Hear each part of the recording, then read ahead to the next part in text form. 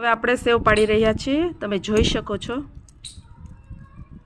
કેવી સરસ મજાની મેગી જેવી સેવ પડી રહી છે। તમે જોઈ શકો છો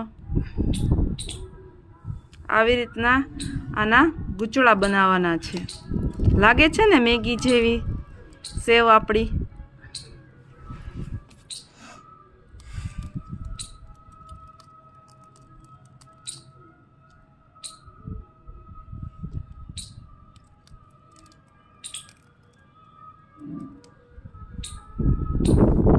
फ्रेंड्स તમે જોઈ શકો છો આપણી ચોખાના લોટની સેવ પડી ગઈ છે। હવે એને આપણે તડકામાં સૂકવીશું।